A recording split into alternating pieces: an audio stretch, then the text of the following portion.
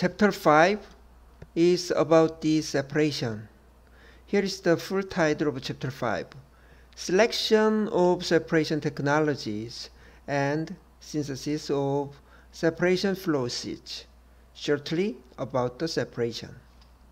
Here is the list of the key content for this Chapter 5. The first one is quantitative measures of separator performances. In Chapter 4, we have learned about the reactors and reactions, and then some fractional conversion, selectivity, or yield could be considered as the quantitative measures of reactor performances. In this chapter, we will learn about the separators or separation, so I will introduce some quantitative measures of separator performance. The second one, select techniques for removing undesired byproducts, recovering reactants for recycle, and purifying the desired product. The third one, the effects of phase equilibrium on the separator performance are introduced in this chapter.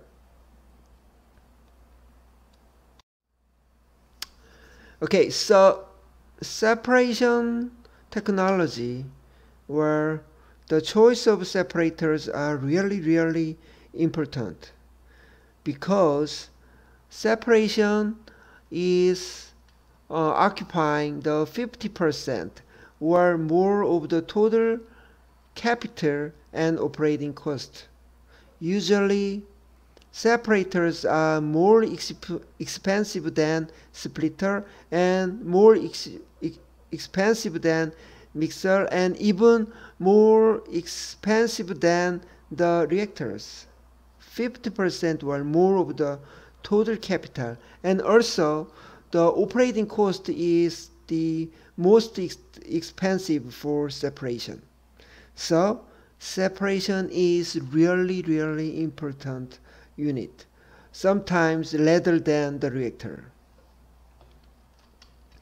Physical property differences of compounds are the basis for all separations.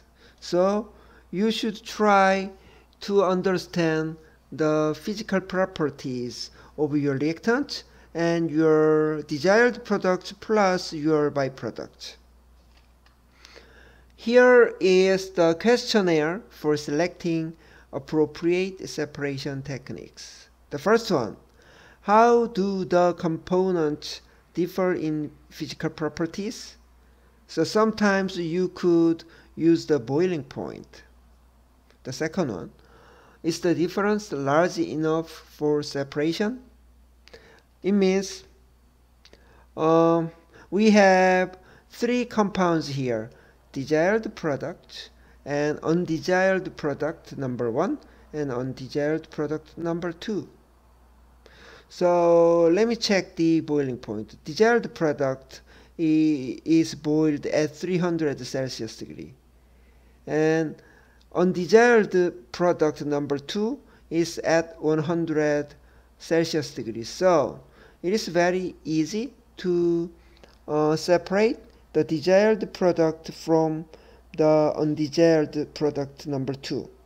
However, it is very difficult to separate the desired product from the undesired product number 1 because their boiling point are similar to each other, 300 Celsius degree and 295 Celsius degree. How can you distinguish between them? It is very difficult. So that is about number 2. Is the difference large enough for separation or not? Number 3, do the components go to the correct product stream? So here is the situation. The first situation comes from this boiling point comparison. I have said T is very different from U2, however very similar to U1 in terms of boiling point. So here is a separator, and this separator is using the difference in boiling point, like evaporator. Then a mixture of desired, undesired number 1 and undesired number 2 is introduced into the separator. Unfortunately, U1 is found in the same stream of the desired product. So in this case, you need to have one more separation. And let's go to the second case, which is the better one. Fortunately, U1 and U2 are separated from D. I mean, U1 and U2 are in the same stream up from the separator, and the desired product is only single compound in the stream 2. So it is your luck, so it is better than the first case. That comparison is about the third one. Do the components go to the correct product stream? Okay, before going to the body of this chapter about the separation, I'd like to summarize several terminologies. The first one is phase. It is very important one. Important terminology used for separator. In separation processes, a multi-component mixture having D and U1 and U2 is separated into multiple streams, of course, of differing compositions by using differences in physical properties. Again, I'd like to emphasize the latter part of this sentence, by using differences in physical properties. Among physical properties like boiling point or something like that, phase plays the most important role in separation. Phase is one of physical properties of a compound. Then among those properties, phase is the number 1 properties, which is popularly used for separation. The difference in phase makes separation easy. Anyway, what is the phase? Before using the phase for separation, phase is solid, liquid, vapor, supercritical fluid, or plasma. Maybe you will feel about that. What is phase? The characteristics of phase is 3 things. The first one, homogeneous. It should be homogeneous.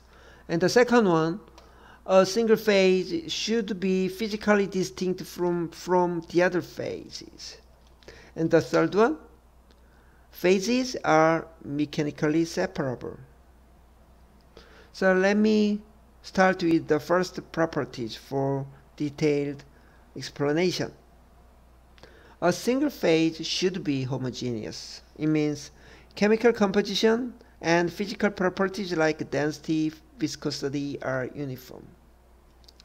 Single component or multi-component mixture could be a single phase. For example, sugar dissolved in water.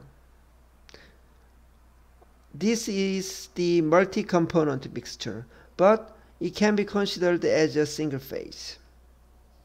However, emergence. Multi-components are there like in sugar dissolved in water, but the different thing is that it is not single phase. Components are not uniformly distributed at the molecular level. That is the first property or characteristics of phase. Let's go to the second one. A single phase is physically distinct from other phases. For example, here, vapor, highly compressible, of course, while liquid and solid are almost incompressible. So vapor is physically distinct from liquid and solid. The other thing, vapor and liquid adapt the shape of their containers, while solid does not. So it means solid is physically distinct from vapor and liquid. The third characteristics here, and the most important thing, phases are mechanically separable. For example, diesel fuel spilled in a pond. Diesel is not miscible with water. So you could skim the diesel layer floating on the water. So you could mechanically remove the diesel from the pond. How about dirt particles in muddy water? Then maybe you could make the clean water by removing dirt particles by using filters. This is also a mechanical separation method. So if you have different phases in your mixtures, or if you can mix different phases in some mixtures, then you could achieve very easy separation. The easiest method is mechanical separation. You will learn about that. So again, if you have multiple phases, then you should think about mechanical separation because its cost is the lowest and the method is the easiest. Other terminologies which is popularly used in chemical processes. A vapor versus gas looks similar, right? Vapor and gas has a common thing because they are in a gaseous phase or in the gaseous phase, right? Looks similar. What is the difference between vapor and gas? Vapor is a gaseous phase for compounds. Which compounds? That exist as a condensed phase at ambient conditions, like room temperature and 180 M. What does it mean? So let me take some example, very easy example. Steam is considered as vapor instead of gas. Of course, steam is a gaseous phase. We should think about water. Water at room temperature and 180 M is in a liquid phase. When it is boiled, then the water is going to steam. So steam is a vapor instead of a gas because its state at room temperature and 180 M is liquid. How about gas? Compounds that remain in the gaseous phase at temperatures and pressures near ambient. For example, air. Air is gas, of course, and at, let me say, air at 300 Celsius degree is in a gas phase, right? Gas. Because they are still gas at room temperature and 180 M. So it is called gas instead of vapor. That is the difference between vapor and gas. Let's go to the other thing. Mixture versus solution. Mixture. It is called mixture if all the components are normally liquid when pure. So, for example, you have ethanol, which is liquid, right? And you have water, which is liquid. When you mix together, water and ethanol, it is called a mixture because they are liquids when they are pure. How about solution? It is called solution when one or more of the components is normally solid when pure. Think about the seawater. You have a water as a solvent and plus sodium chloride is there. Sodium chloride is actually solid in its pure form. However, when sodium chloride is dissolved in water, then we could call it as a solution because sodium chloride in its pure state is solid. So you have learned about the difference between mixture and solution. Okay, here is a quick quiz there, and let me think about the number of components and number of phases. The first case is table salt sodium chloride dissolved in water. So how many components are there and how many phases are there? So sodium chloride and water, so two components, but table salt is totally dissolved in water, so one phase. Salt dissolved in water with visible salt crystals. Okay, the situation B is very similar to A, but one thing is different. We have salt crystals on the bottom of the cup. So in this case, of course, multi-component. However, we have two phases.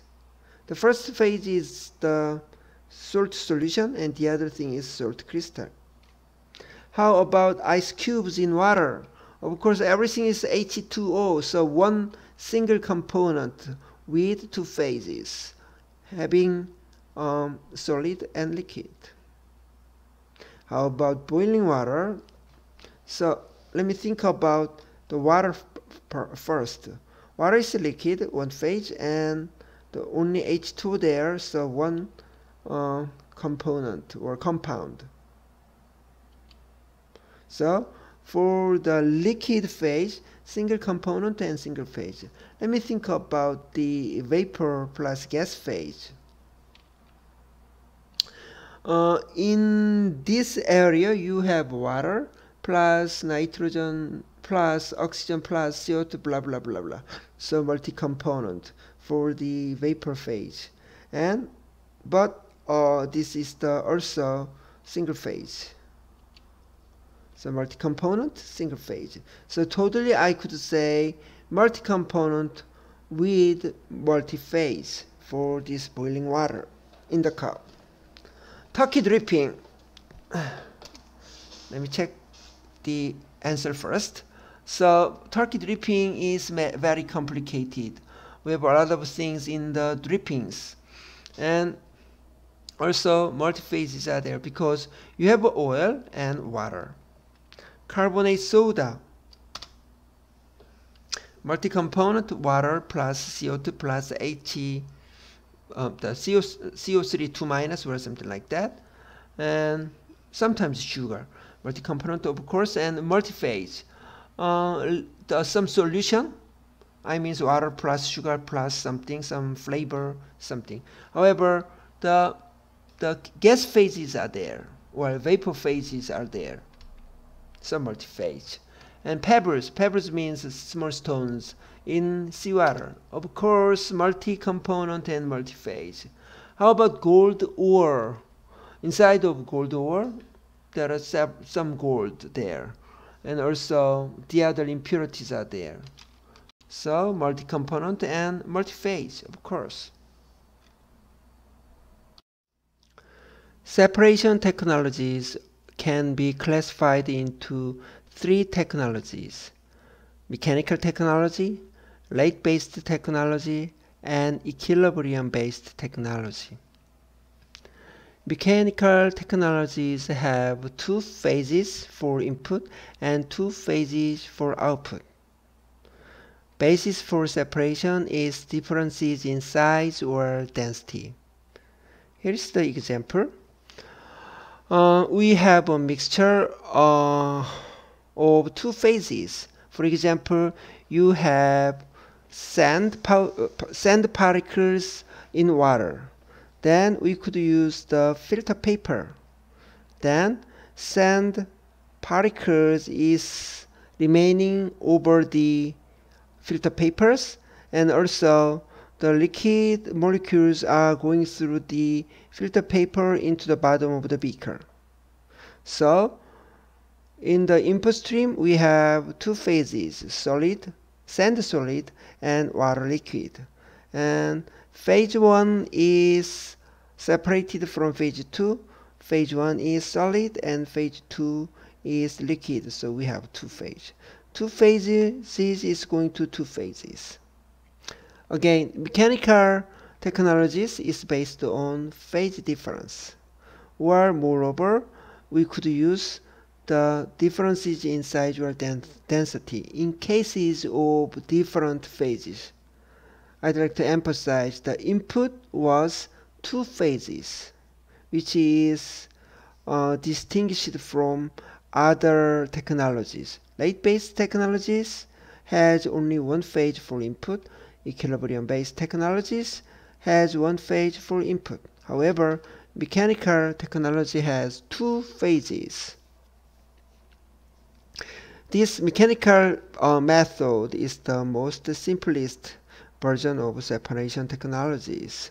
That is to say, the cost is very low. Let's go to the rate-based technology. Input one phase, output one phase. We are using the differences in rate of transport through a medium for the rate-based technologies. Here's the example. Here, do you know the gas chromatography or liquid chromatography? In the chromatographic analysis or separation, we have some column, and inside of column we have some gel or some beads or some materials are there.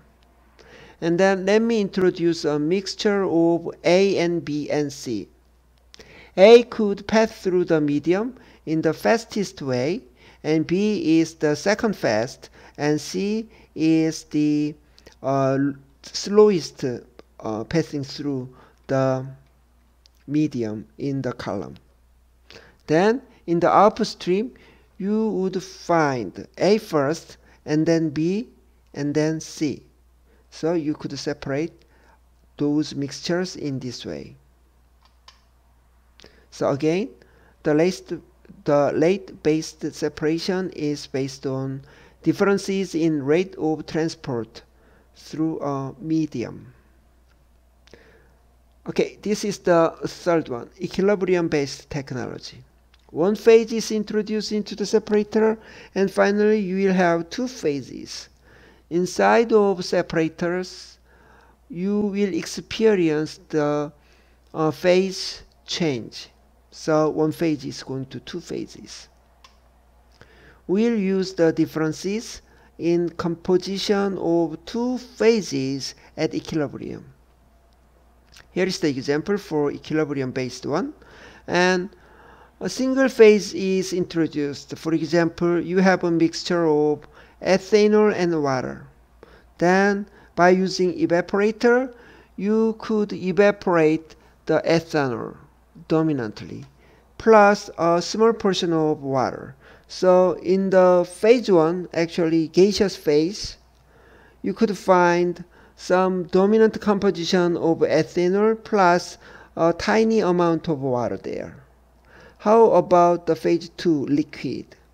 The dominant compound is water with a small amount of ethanol in the phase 2. The composition are determined by the equilibrium.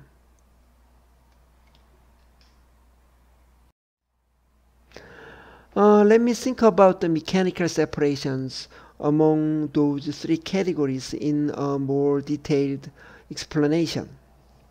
Here, 1, 2, 3, 4, 5. 5 technologies are introduced as mechanical separations. The first one is filtration.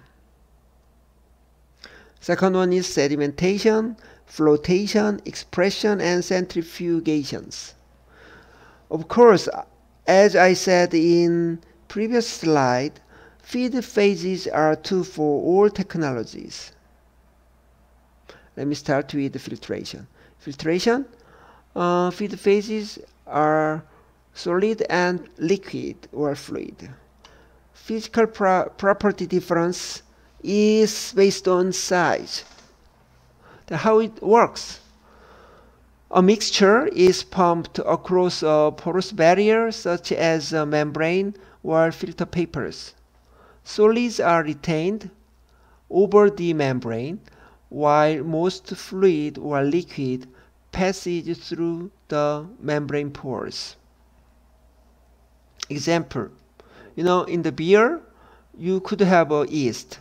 Yeast is solid and beer is fluid or liquid. So by using filtration, you could separate the yeast from beer. Also, in the same way, you could remove particulate or solid particulate and add on engine air intake. The first one is solid, the other one is gas fluid. Sedimentation.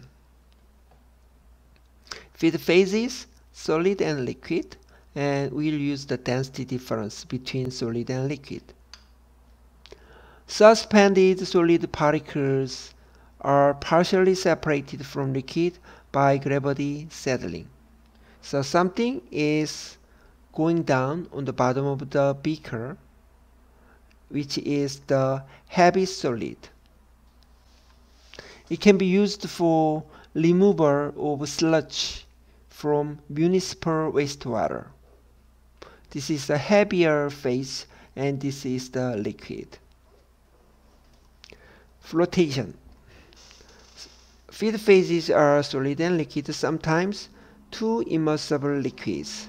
We'll use the density difference in this case, and less dense solid or liquid droplets collect and rise to surface.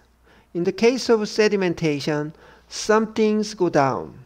However, for the case of flotation, something goes up. So the example is removal of contaminants from metal ores. In the metal ores, we have metal plus some impurities. And I'd like to melt down the metal ores. So metal is going to the liquid. Inside of metal ores, we have a solid impurities is not melt down at the same temperature. And also, the density of those impurities are lighter than the density of liquid matter. So the impurities is going up onto the surface of meltdown of matter. So you could get the floating dirt from the mixture. Expression, in other words, squeezing. Solid and liquid are feed phases, and physical property difference is based on size. Wet solids are compressed, allowing liquid to escape. For example, you could recover sugar cane juice from chopped cane. Or let's imagine about the juice. We are getting the juice by squeezing orange. That is the expression. The last one is centrifugation. Feed phases are sometimes liquid and vapor, sometimes solid and fluid, sometimes 2 immiscible liquid. Physical property difference is density. Density difference is used for this centrifugation. Mixture is spun rapidly, and centrifugal force causes denser phase or solids to migrate outwards. Let me think about purification of viruses from cell culture fluid. In the cell culture fluid, you have viruses. Virus is a solid, and cell culture fluid is liquid. After centrifugation, you could find the viruses on the wall of centrifuge tubes. Well, you could separate cream from milk because milk is a kind of two immiscible liquids. That is the mechanical separation techniques. Here is the second category of separation, which is rate-based separation technologies. Here we have 4 different technologies for the rate-based separation. Size exclusion chromatography, microfiltration or ultrafiltration, reverse osmosis. Those 2 techniques can be classified as the pressure-driven membrane processes. The other thing is gel electrophoresis. In this case, we will use the electric field.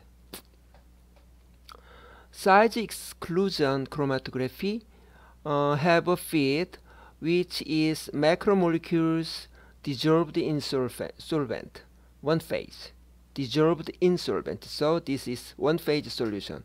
Actually, for the rate-based separation, we will use the one single phase feed stream. It is a big difference from the mechanical separation. In the mechanical separation, we have used 2 phases for the feedstock.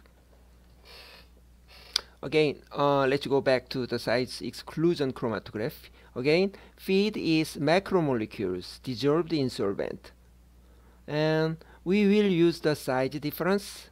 Actually, in the rate-based separation technology, we'll use the size for all of the 4 techniques. How it works? Mixture, I mean macromolecules dissolved in solvent, is injected onto a column containing porous beads. Then solvent is pumped continuously over column.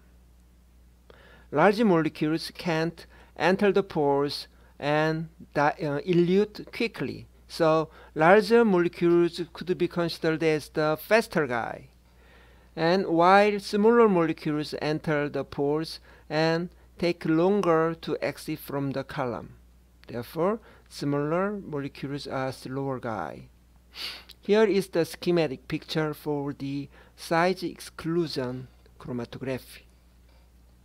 Here is column, and inside the column we have some beads, and beads have some pores within each body. And flows come from the top to the down in this picture, and in the influx solution we have 2 different macromolecules. The orange circle is the larger molecules, larger macromolecules, and the other blue oval indicates the smaller macromolecules. The orange bigger guy is going through between the beads because this guy cannot enter the small pores within the beads. So it is going through the voids between the beads, and then you could detect first. However, the smaller macromolecules can go through the pores within the beads. So it takes a longer time for smaller beads to exit to the media or beads. So the smaller guys would be detected later when compared with the bigger guys. So the first one is the bigger guy for detection, and the third one is the smaller guy for the detection.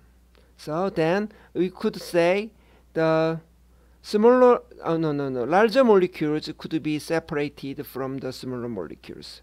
That is the size exclusion chromatography as the rate-based separation. examples, we could use this technique for purifying the proteins from solutions, or several proteins you could separate them to each other. Let's go to the second thing, microfiltration, ultrafiltration. It should be distinguished from the just simple filtration technique introduced in the mechanical separation in the previous slides. Feedstock is solute dissolved in solvent. Therefore, this is the solution, this is the one phase. This is the big difference from the simple filtration belonging to the mechanical separation. In the filtration of the mechanical separation, we have used the two-phase feedstock or feed stream. For example, sand in water. However, in the microfiltration or ultrafiltration, we have used the one-phase feed. So it is the big difference, even if the name is filtration. The size difference is used for the separation, and solution is pumped at high pressure. I'd like to emphasize high pressure. We need to have a pressure for separation across a membrane with micron to nanometer sized pores. In this case, we use the very small pores. In the mechanical filtration, we have bigger pores. Some of the solvent, like water, passes through the membrane, of course, but all the solutes are rejected. This technique is used for ultra-cleaning water for electronics manufacture, or to sterilize pharmaceuticals or drugs at low temperature by removing bacteria from medicine. Let's go to the other thing, reverse osmosis. It is very similar to microfiltration or ultrafiltration, but the size is different. I'll explain about that in the following slide. Still, we have a single phase feed, which is solution, and size is the main physical property for separation. How it works? Solutions is pumped at high pressure. It sounds very similar to the microfiltration and ultrafiltration across a membrane with very small pores. In this case, the word very small. However, in the microfiltration and ultrafiltration, we have used the word micron to nanometer. It means we are using the smaller pores in the cases of reverse osmosis. Some of the solvent, like water, passes through the membrane, but all the solutes are rejected, very similar to microfiltration. The big difference is based on the size range. So you would be accustomed to the word reverse osmosis or RO separation, which is used for your water purifier in your home. So it is used for producing fresh water from seawater or dirty water. The last one is gel electrophoresis. A single phase is used, and physical property difference is based on size plus charge. Both of them is very important thing. Mixture is injected onto the top of a thin gel slab or tube, which is placed in an electric field. I'd like to emphasize an electric field. The media is the gel slab instead of the membrane. Can you remember the thin layer chromatography? It's very similar to the gel electrophoresis and also size exclusion chromatography. However, in the case process of gel electrophoresis, we have applied an electric field to the gel. Molecules migrate at different velocities through the gel, based on the size plus based on the charges, because we have used the electric field. It is used for separating the Na fragment.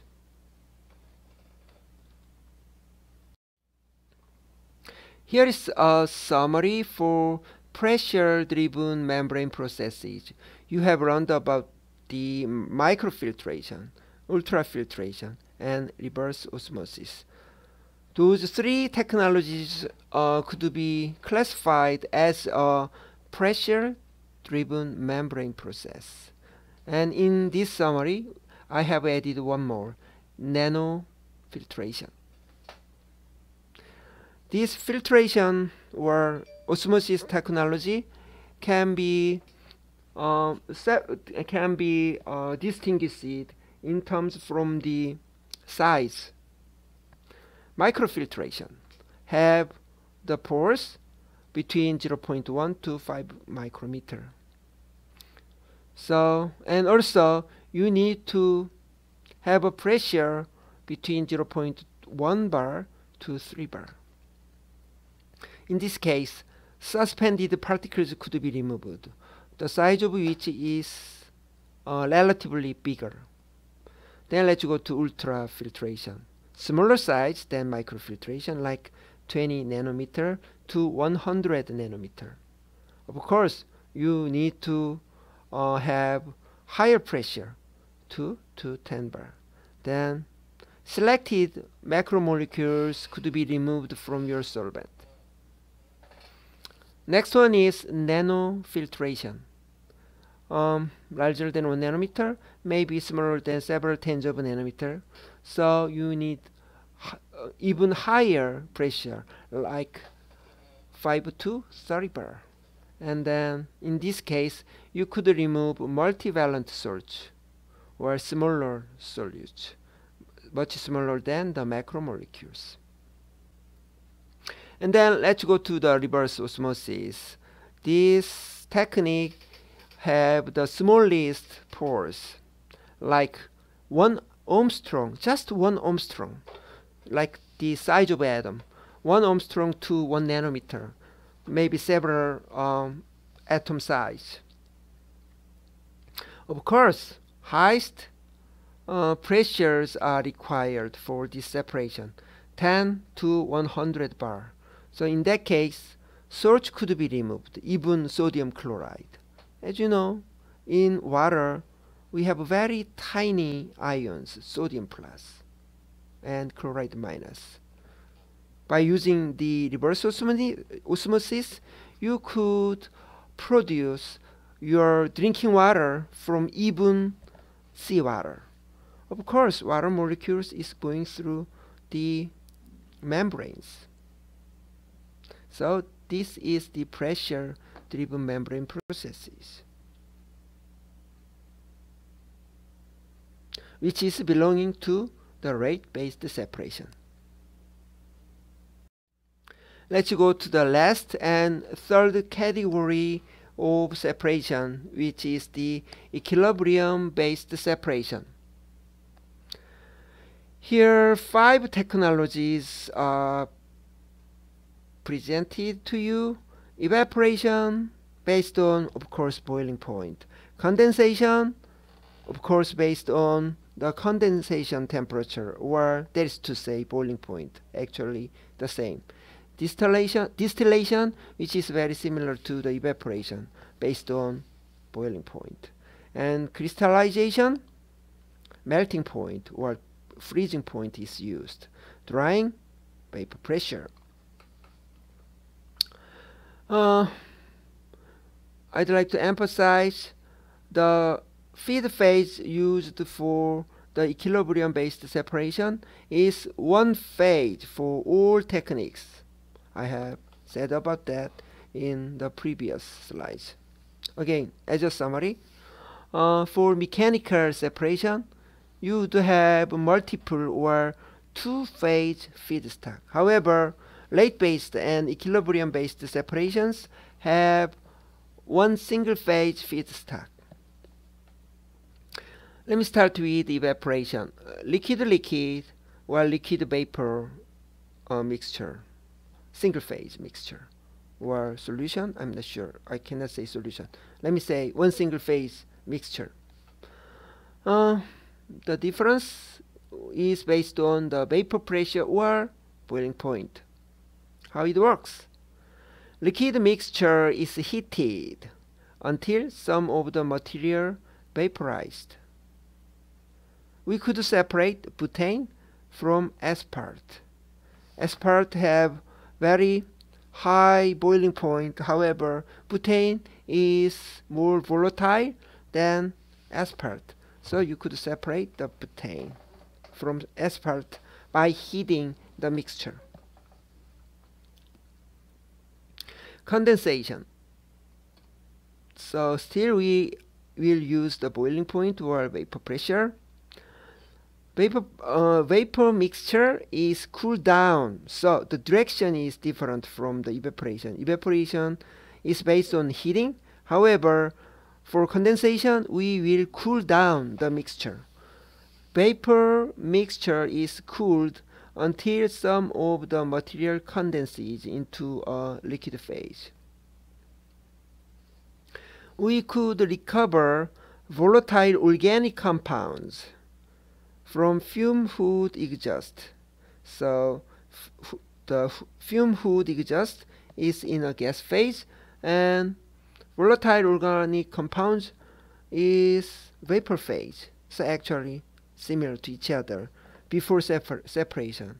But after we cooling down the mixture, then volatile organic compounds is going to the liquid phase. Then we could separate. Distillation, which is very similar to evaporation, still boiling point. Mixture is fed into a multi-stage column where repeated evaporation and condensation occurs. So we could separate crude oil into gasoline, jet fuel, diesel, or something like that. Crystallization. It's time to use the freezing point or melting point. Solution is cooled down until solubility limit is exceeded. So, aspirin is dissolved in some solvent. After we have cooled down the mixture or solution, then aspirin is converted to the solid phase. Then we could purify the aspirin from a solvent. Drying is based on vapor pressure. Feed is heated to volatilize solvent, leaving behind the non-volatile solid. So drying of photographic film is example. This is just simple drying method. That's it for the detailed explanation for each separation technology. You have covered again mechanical, rate-based, and equilibrium-based separation methods. How can we select the separation techniques? Because we have a lot of choices here and there.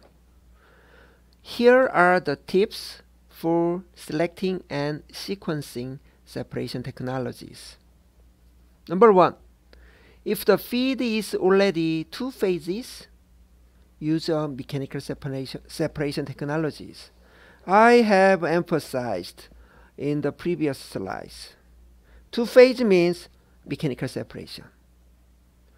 You don't need to use the two-phase feedstock. You don't need to use the rate-based or equilibrium-based techniques for separating the two-phase feedstock. The mechanical separation is the cheapest and the simplest. So you should use the mechanical separation in terms of cost. Let's go to the second. if the feed is a single phase, you have two choices. One is equilibrium, the other is rate-based technique. However, the priority should go to equilibrium-based separation technology because the equilibrium-based one is cheaper than the rate-based one. Also, it is more appropriate for large quantities. Number 3.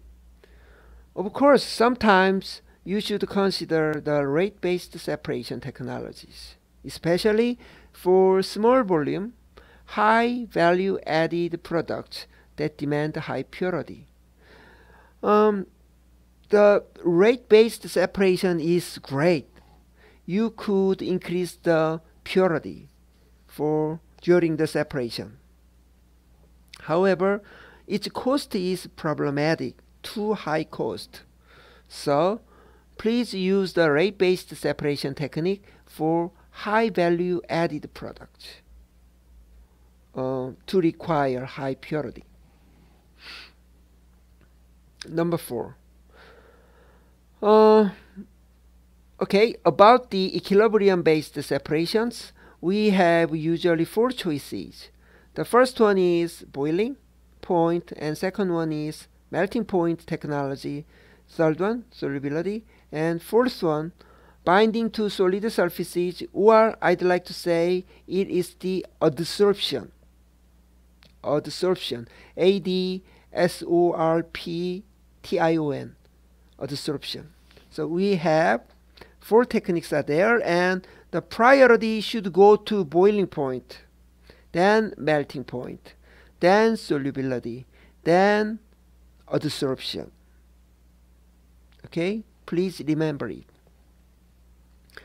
Only 10 Celsius degree, sometimes less than 10 Celsius degree is enough for boiling point. It is a really effective method. Larger differences is required for the separations based on melting point, solubility, and adsorption. So, again, I'd like to emphasize that the priority should go to the boiling point when you are using the equilibrium-based separations, having a single phase feedstock. So this order can be memorized in this way. Baby murmuring sad ant. Baby murmuring sad ant. Baby murmuring sad ant. B for boiling point, M for melting point, S for solubility, and A for adsorption. Baby murmuring sad ant. Why? I'm not sure. The tip 5, operate at temperature. Okay, so of course it is the best to use the ambient temperature and pressure around room temperature, or 35 Celsius degree or 40 Celsius degree. It is great. Or 1 atm or 1.5 atm. It is good because you don't need more money. You don't need more money to pressurize the system or heating the reactor or separator, of course. But if you should choose between cooling and heating, heating should be preferred. So here, prefer temperatures and pressures above ambient rather than below. So heating should be preferred to cooling down, because cooling is the energy ineffective. You need to add more money for operating for cooling down. So heating is better than cooling. Remember it. Tip 6. Avoid adding foreign materials if possible. If a foreign material is added, avoid toxic or hazardous materials and remove it as soon as possible. Of course, tip 7.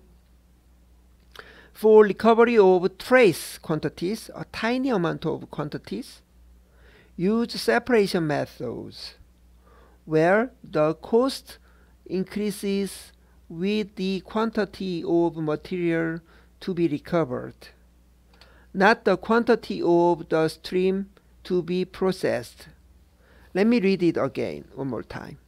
For recovery of a tiny amount of quantities, use separation methods where the cost increases with the quantity of material to be recovered, not the quantity of the stream to be processed. Can you understand it? The tip number 7. I'll explain it again in the following example. It would be better. Tip number 8.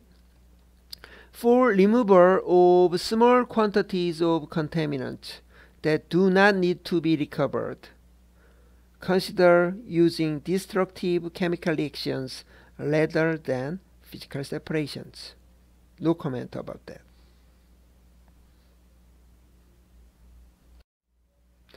Okay, here is the example how to choose the choose separation technology. This example is about separating benzene from toluene. Okay, at the very first time, you should gather the information about the benzene and toluene. What is the difference? So, baby murmuring to sad ant. Let me check it. Baby murmuring sad. Where is the ant? I'm not sure. So, let me compare the properties between benzene, toluene. Boiling point 80.1, 110.6. So this difference is larger than 10 Celsius degrees. So boiling point difference would work for separation. And I have said if you want to use the equilibrium based technology, you should go to the boiling point at the very first time. Okay, check it. Melting point, big difference. Also, we could use the melting point, but you should cool down the system below the ambient temperature. I have said heating is better than cooling.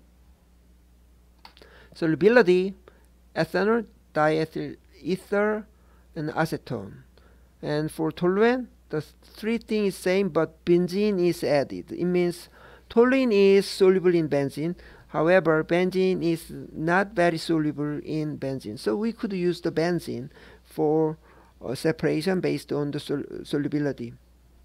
However, the solubility technique should be chosen as the third choice. So, anyway, we have a mixture, a single phase mixture of benzene and toluene. So single phase means we cannot use the mechanical separation. So we should go to equilibrium based or rate based one, and the priority go to the equilibrium one because it is cheaper than the rate based one. Temperature above ambient rather than below. So let me go to boiling point. I have said the lovely boiling point is our always first priority. So we will use the boiling point difference, and this technique could be evaporation or distillation. The answer is distillation or sometimes evaporation.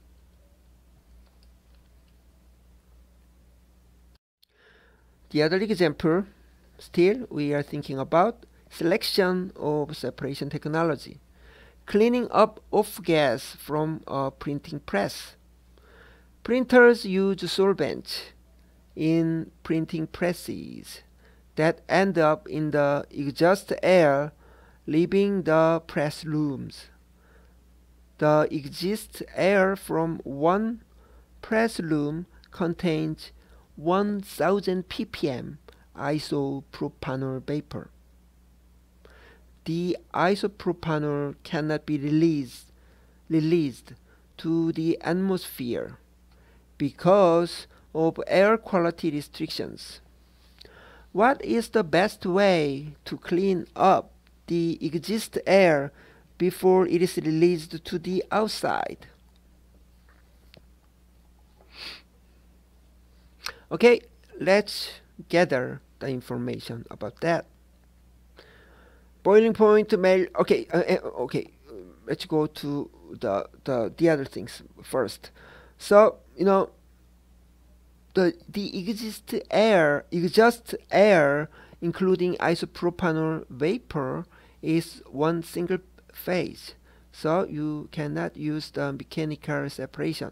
Then we should go to the equilibrium based and also rate based technology. Of course, the priority go to the equilibrium one. So we should gather the information about the equilibrium. The baby murmuring said and boiling point, melting point, solubility, plus adsorption properties. Here, the three properties is listed. Boiling point, big difference. So it is great. So maybe we could choose the boiling point technique, right? No, it is not the liquid. It is the gas. So I'm not sure about the use of the boiling point. How about melting point or condensation point? Then it is also a big difference. Maybe we could use the condensation, right? How about solubility? Blah blah blah blah blah blah. So isopropanol is soluble in organic solvent. However, oxygen and nitrogen is sparingly soluble in the organic solvent. You could use also solubility. However, melting point, I mean the condensation method based on the melting point would be preferred. Again, boiling point is not the case because we have a gas single phase mixture here. So it is the right answer. You should recognize that the tiny amount of isopropanol in the big volume of air, just 100 ppm isopropanol is there. It means the condensation method means you should cool down the whole volume of air, maybe big volume of air, to recover a very tiny amount of isopropanol. Do you want to use the condensation? You should consider the cost. So let me explain about the tip number 7. For recovery of trace quantities, in this case the isopropanol 100 ppm, use separation methods where the cost increases with the quantity of materials to be recovered. This is the isopropanol, not, I'd like to emphasize the word not, the quantity of the stream to be processed. In this case, the stream is the air containing the isopropanol. So we should not use the condensation because the condensation method is the separation method where the cost increases with the quantity of the stream to be processed.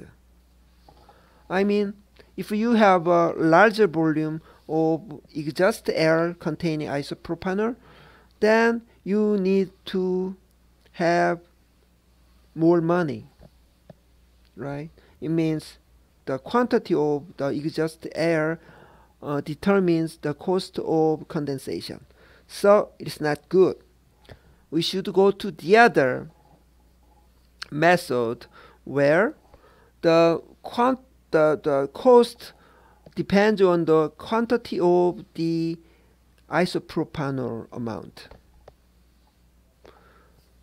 After considering this fact, then we should go to the first choice of equilibrium-based separation technology.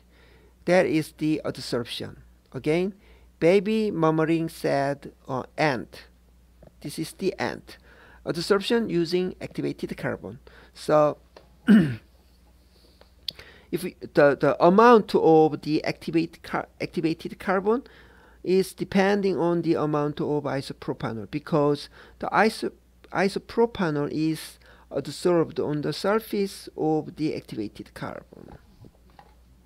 Or alternative way is to use chemical reaction between isopropanol and oxygen to release CO2 and water. But in my case, I'd like to prefer the adsorption technology using activated carbon. The next thing is about separation of multi-component mixtures. Here is the tips for separating multi-component mixtures. I'd like to emphasize the word multi-component. If you want to separate n products, then you need to have n-1 separation units. In other words, or for example, you want to have 10 different products. Then you'd like to separate them to each other. So it means you need to have 9 separation units. Then how can you determine the order of 9 separation units? The first one, the first priority in terms of order of separation is hazardous and corrosive materials. You should remove hazardous and corrosive materials early. So try to block the bad impact of these materials to your separators. The second one, the greatest quantitative guys as the second order. Then you can reduce the burden for your separators after you have removed the greatest quantity guy. Third one, save difficult separations for last, like isomer separation or something. Divide streams into equal parts. It means if you would have multiple streams after separation, and each stream amount should be similar to each other. Avoid recombining components that have been separated. 6. Meet all product specification, but do not over purify. Over purification indicates over cost. When possible, use stream splitting and stream blending to reduce the separation load. As you know, the separator or the separation process is the most expensive one among units. So try to use a splitter, try to use a mixer or something like that, if you can reduce the separation load. In distillation trains or towers, remove the most volatile component first.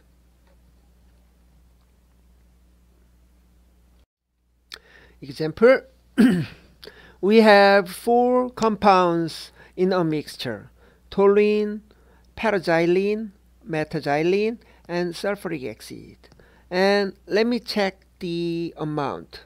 51% toluene and 24% of xylenes, para and meta.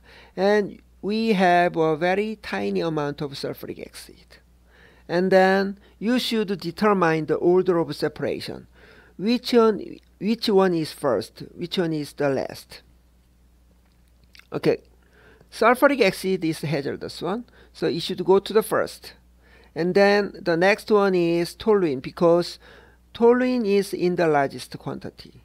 And the separation of isomers of xylene should go to the last one because it is the most difficult and most expensive. And then you should determine what kind of separation techniques can be used for each separation. Let me start with sulfuric acid. In terms of boiling point, we have a big difference between sulfuric acid and the others. So we could use the boiling point.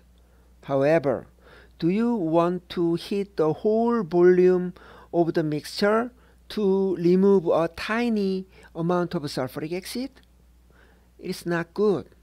It is not good. So boiling point is not good. Melting point is not good for removing a tiny amount of sulfuric acid. Then let me go to the third choice, which is the solubility. Soluble in water? Yes, only for sulfuric acid. The other organic compounds cannot be dissolved in the water. So we could use the water extraction. Present in trace quantities, soluble in water, therefore we could choose liquid extraction with water.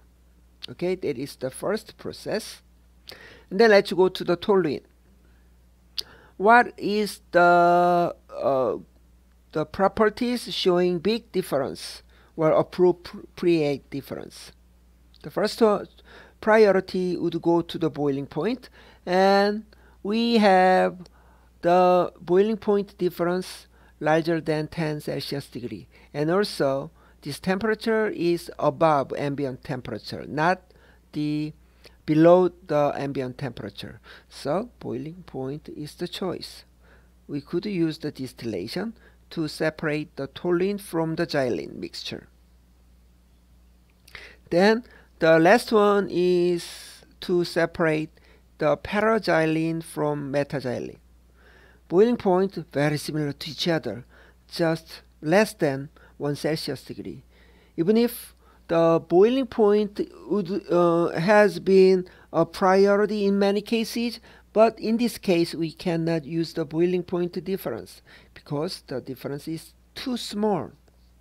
Then let's go to the melting point. Big difference. Even if the operation temperature is below ambient temperature, but we should use this melting point. Then the technology based on the melting point or freezing point is crystallization. So by using the crystallization, you could separate metaform from paraform of xylene. So as a summary, extraction for water removal, and distillation for toluene separation, and crystallization for the isomer separation.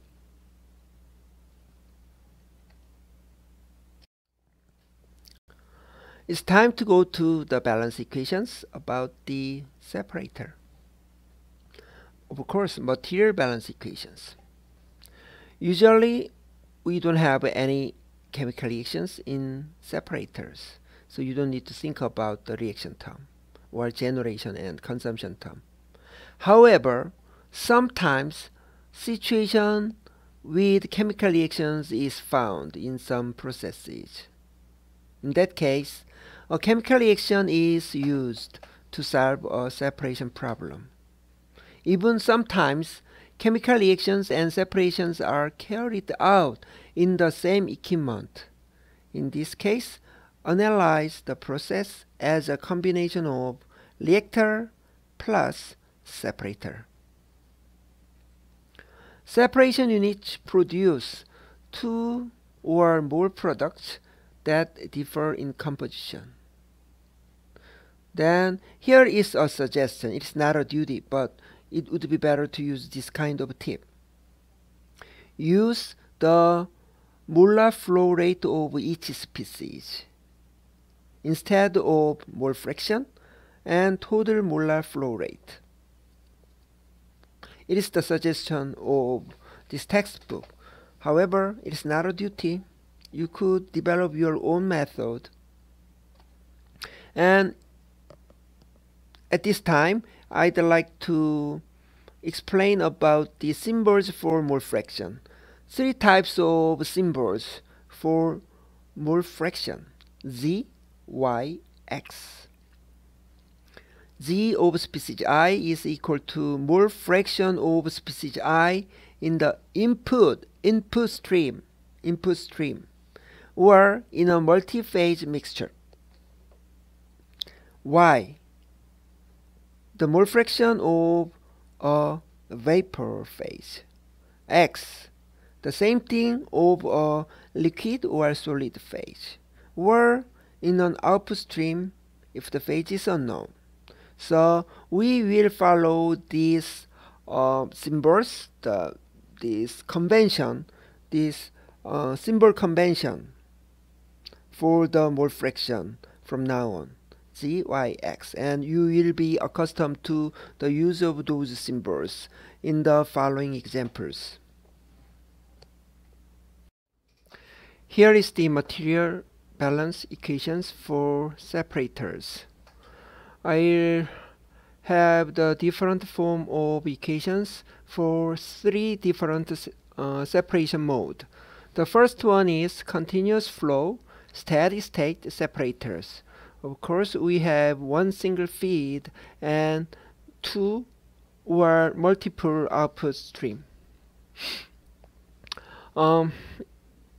In minus out plus no generation minus no consumption equal to no accumulation. That is to say, in minus out equal to 0, and also in is equal to out. So in is the output. In is the output for the mole unit and also for the mass unit. That is the material balance equations for continuous flow steady state separators. Again, in is equal to output. That's it. How about batch? At time equal to 0, we have a feed inside of the batch reactor without no input and no output. Then after some time later, at time equal to final time, then we would have the product 1 and also product 2. So no input minus no output plus no generation minus no consumption is equal to the accumulation. So accumulation is 0. It means initial is equal to final. So let me go to the equation. The initial amount should be equal to the final amount. That's it. So initial equal to final for the batch separator. How about semi-batch separator? It is the most complicated version of material balance equations. Let me get a situation about the semi-batch separator here. And at time equal to 0, we have a feed. And during the separation, in this case, product 1 is going out of the system. And at the final time, we have only product 2 inside of the system. That is the situation. Anyway, let me start with the differential form of mole balance equation. In, of course, sometimes we have in, and minus output, sometimes we have output, plus no generation minus no consumption is equal to accumulation. So in the final form, we have the accumulation in the differential form is equal to in minus output. That's it. How about integral version of mole balance equation? Then accumulation term is going to final minus 0 is equal to integrated input minus integrated output. That's it. Mass unit, almost the same thing. I mean, we don't have no generation and no consumption term for all material balance equations for separations. It is much simpler than the material balance equation of reactors. Okay, here is a long. Okay, here is the example about the semi-batch mechanical separation. The representative mechanical separation method is filtration, and I'd like to filter the beer solids. Low beer, here is the density, contains 0.5 weight% solids, including yeast or something like that. The solids must be removed before the beer is bottled. Filtration is chosen as the separation technology because we have two phases in the feedstock. One is liquid phase and the other thing is solid phase. So we should use the mechanical separation instead of equilibrium or rate-based separations. Low beer at 800 liter per hour volumetric flow rate, we will convert the volumetric thing into mass or mole thing. Is filtered through a basket filter. Here is the basket filter. This is the basket filter, and low beer is introduced into the space above the filter papers, and then the liquid part is going through the filter papers, then finally drop down into the bottom of the beaker or some tank. And above the filter paper, you have a cake of some solid materials of low beer. The process must be shut down and the basket cleaned out after 1000 kilograms of solids are deposited in the filter here. I mean, the maximum capacity of the filter is 1000 kilograms of solids. What is the rate of deposition of solids in the basket? How long can the filtration system run until the basket must be cleaned out? So,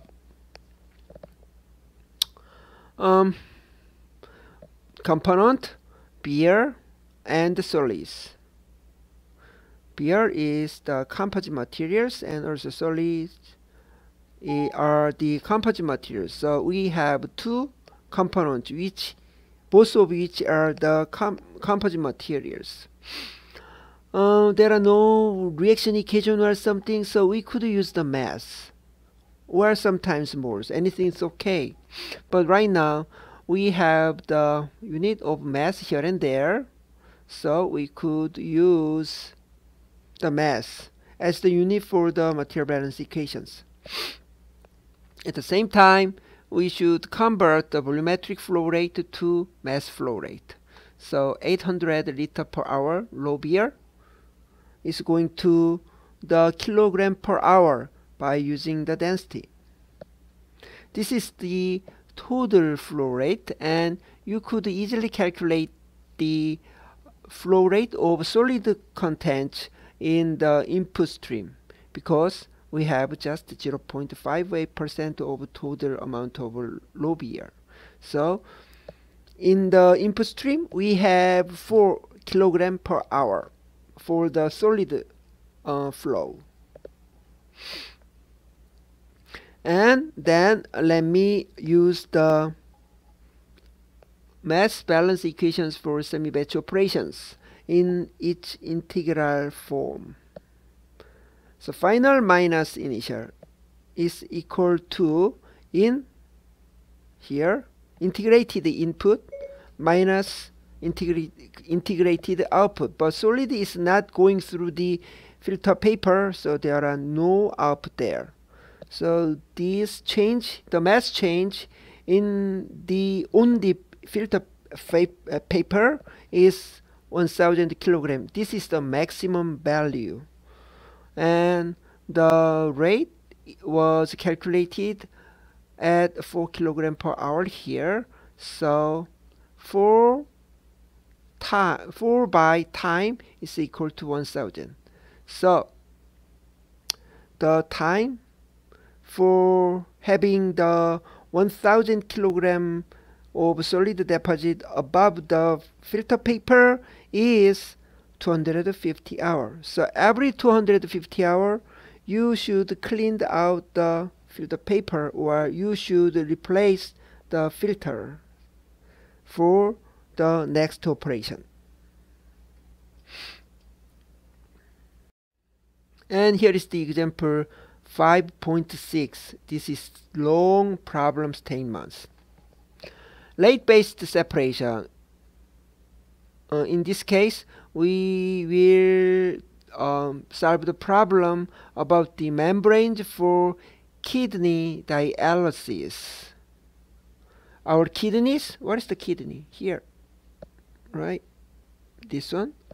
Our kidneys are separation devices, removing urea and other waste products from blood. Patients with kidney failure must go on dialysis unless and until their kidneys can be repaired or replaced, unfortunately. In dialysis, membranes are used that allow passage of some low molecular weight solutes like urea. The smaller one can go through the membrane from the patient's blood into fluid that can be thrown away, but do not allow passage of high molecular weight solutes like proteins that should stay with the patient.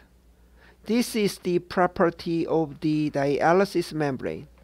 Let's go to the picture about the hemodialysis. Blood is taken from your body to the dialysis apparatus. And here is the blood, and inside of blood we have some waste products. Usually that is the smaller molecules. And also with these smaller molecules we have some proteins, the size of which is much larger than the waste products. When the blood is staying inside of the dialyzer or dialysis machine, then this blood would meet the membrane. Only small things can go through the membrane into dialysis fluid. However, the proteins, the bigger one, cannot go through the dialysis membrane. And then after the smaller waste products were removed totally, then the blood is going out of the machine, then going back to your vessel or vein. That's it. That's the hemodialysis process. Dialysis is a rate-based separation process because in practice both urea and proteins pass across the membrane. Okay, there are every possibility that the proteins go through the membrane. Of course, urea goes through the membrane, but the speed of going through are different for urea and proteins. Only urea, not only urea, urea can go through in a faster way, while proteins can go through the membrane in a slow rate. But the rate of urea passage is much greater than of proteins. So maybe some portion of proteins is removed, but the dominant of urea will be removed from your blood.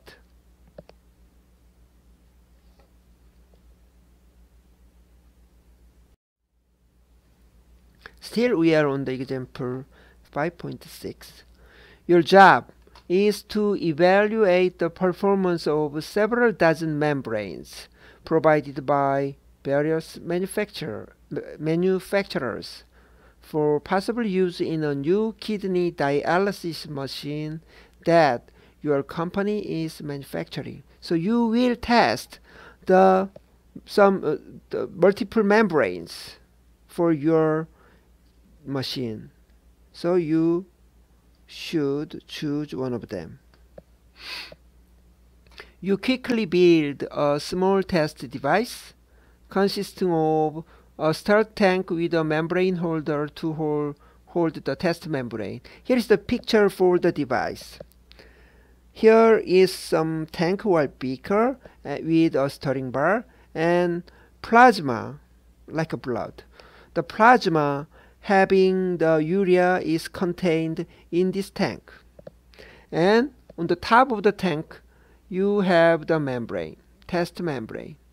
And above the test membrane, dialysis fluid is introduced into the upper space above the membrane and then going out of the space. So this dialysis fluid carry out the urea and then going to the discard tank. That is the process. Above the membrane, the dialysis fluid flows. The system is designed so the volume of fluid in the stirred tank below the membrane does not change. Of course, we have there. The experiment is simple. You load a sample of urea containing plasma in the tank. What is the plasma? Blood with the cells removed and anticoagulant added into the small tank here, and insert the test membrane here in the holder. Pump dialysis fluid across the membrane from here to there. Then measure the concentration of urea in the stirred tank over time. So you will measure the concentration of urea at some time. Then you are still on the example 5.6. The design goal is for the urea concentration in the plasma sample to drop to 3% of its original concentration within 3 hours. So the membrane should meet this criteria. However, you've got a lot of membranes to test and not much time. You'd like to be able to measure the urea concentration after 30 minutes instead of 3 hours for speeding up, and then predict whether or not the membrane meets the design goal. You do know one useful thing: the mass flow rate at which urea passes through the membrane, the amount of urea inside. This is the flow rate. This one is the mass flow rate at which urea passes through the membrane decreases linearly with a decrease in the mass of urea in the tank. This one. So this is the flow rate of urea from the tank into dialysis fluid. So you could find the dot on the M. It means mass flow rate. And the other thing is mass of urea in the system or inside of the tank is correlated linearly. And here is the beta, and beta is a constant, then characterizes the membrane's performance. So if you have higher values of beta, it is better. What is the maximum percent urea that should be left in the tank after 30 minutes to ensure that the design goal is met? So your experiment should be ended within 30 minutes to expect the concentration at 3 hours. So let me do it about that.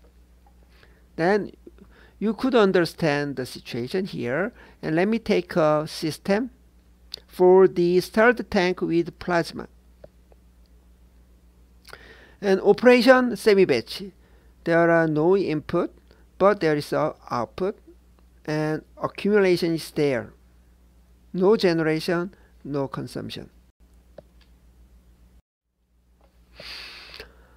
Then let me set up the differential form of mass balance equation.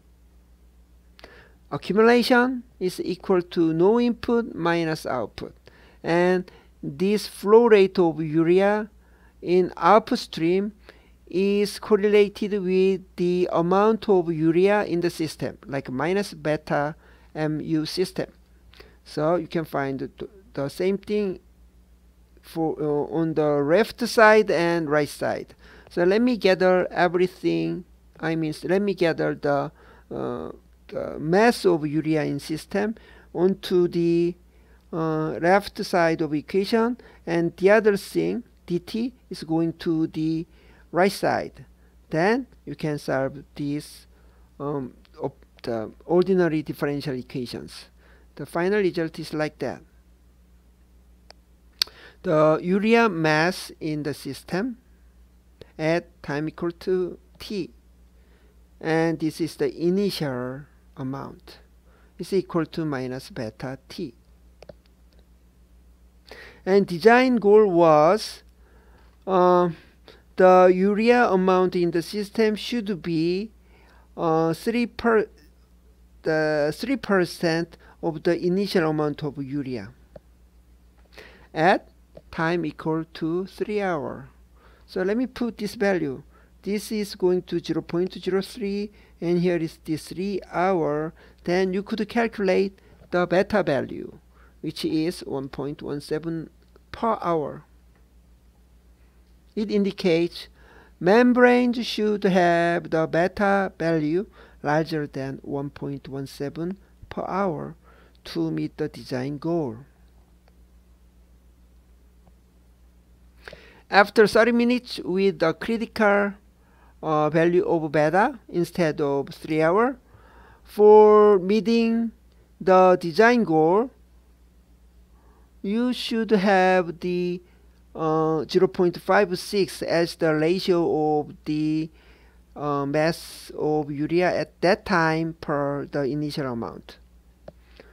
I have used the 30 minutes here, and then this is the beta value, which is calculated from the previous calculation. Then 56% is obtained. So it means to meet the design goal, the urea in the tank must decrease to at least 56% of the initial quantity in the first 30 minutes. Below 56%, which is of course okay to meet in terms of meeting the design criteria. I have plotted this equation with beta equal to 1.17. Then you could obtain this kind of graph, and at 30 minutes 56%.